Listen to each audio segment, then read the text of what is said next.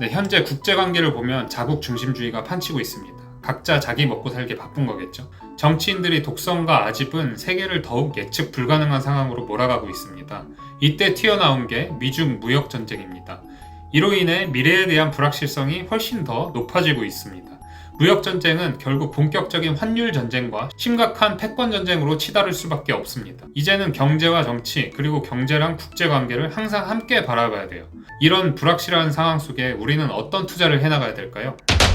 안녕하세요. 갓생 사는 직장인 그레이트 안토니오입니다. 제가 정말 많은 도움을 받은 재테크 책 한 권을 추천해 드리려고 하는데요.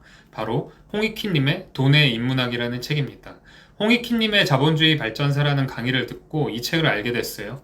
저는 처음에 개별 종목을 분석해서 주식을 투자하는 바텀업 방식의 투자자였어요. 회사의 매출이랑 실적을 분석해서 그 성장하는 추세를 판단해서 그걸 보고 투자를 했거든요. 사실 이마저도 열심히 공부하지 않았고 대충 남의 말만 듣고 투자를 했어요. 뉴스에서 어디 유튜브에서 좋다고 하면 그냥 투자했죠.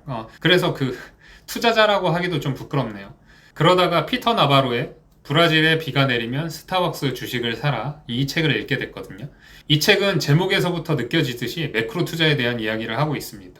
러시아 우크라이나 전쟁이 지속되면 어느 업종이 뜨게 되는지, 미국이랑 중국의 무역 전쟁이 지속되면 중국이 세계 시장에서 고립된다면 중국의 대체제는 어느 나라가 되는지, 어느 회사가 되는지, 어느 업종이 되는지를 파악해서 거시적인 관점으로 바라보고 성장할 만한 업종과 괜찮은 회사에 투자를 하는 탑다운 방식의 투자에 대한 그런 내용이 담겨 있습니다.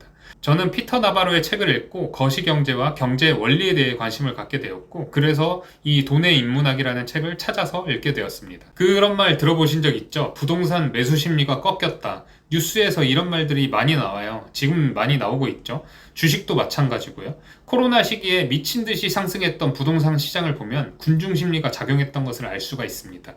옆에서 너도 나도 자산을 매입하니까 지금 사지 않으면 못 살 것 같은 기분이 들어서 덩달아서 영끌에서 사는 사람들이 폭발적으로 늘어났어요. 그래서 더 상승하고 불장이었죠. 그래서 이런 것들이 심리전 맞습니다. 투자는 사람이 하는 거죠. 그래서 심리가 매우 중요해요.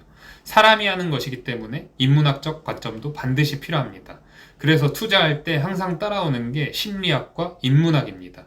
스테디셀러에서도 돈의 심리학, 모건 하우절의 돈의 심리학, 그리고 부의 인문학 같은 책들이 항상 포진해 있어요. 이런 스테디셀러들이 이만큼 인기가 있을 수 있다는 것은 그만큼 심리학과 인문학적 관점으로 투자를 해야 한다는 것을 의미하는 바겠죠. 돈의 인문학 책에서 저자는 인문학자의 눈으로 경제 현상을 분석합니다. 경제 이론적으로 분석하기도 하고 정치적으로 분석하기도 하고 투자 측면에서 실용적으로 분석하여 대안을 내놓기도 하죠.